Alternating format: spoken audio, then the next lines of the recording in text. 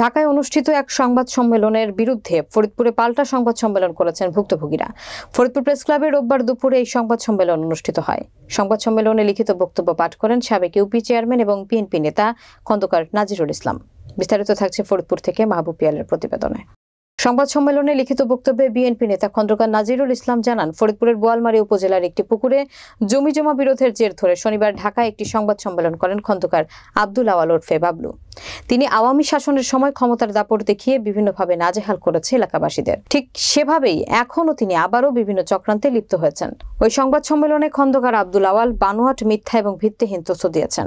ঢাকায় অনুষ্ঠিত সংবাদ সম্মেলনে আব্দুল আওয়াল বাবলু বিএনপির সাতোয়ার ইউনিয়নের সাবেক সভাপতি খন্দকার নাজিরুল ইসলামের বিরুদ্ধে বানোয়াট এবং মিথ্যা তথ্য প্রদান করেন। বিএনপি নেতা খন্দকার নাজিরুল ইসলাম বলেন, খন্দকার আব্দুল আওয়াল ওরফে বাবলু তৎকালীন আওয়ামী লীগ শাসন আমলের সময় তার কাছে থেকে ৩০ লক্ষ টাকা দাবি করেন।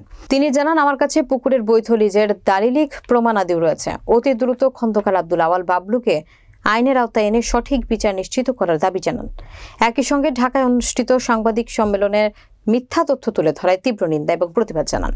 এ সময় অন্যান্যদের মধ্যে উপস্থিত ছিলেন বিএনপির সাতোয়ার ইউনিয়নের সভাপতি জাকির হোসেন টিআই, বিএনপির সাতোয়ার ইউনিয়নের সহসভাপতি ইদ্রিস মোল্লা, সাতোয়ার ইউনিয়নের বিএনপির সাংগঠনিক সম্পাদক মোশাররফ হোসেন, বোয়ালমারী উপজেলা বিএনপির দপ্তর সম্পাদক জাকির হোসেন সহ প্রিন্ট এবং ইলেকট্রনিক মিডিয়ার সাংবাদিকরা। তারিক সাইফুল্লাহ সুমন, সে হচ্ছে এমডি।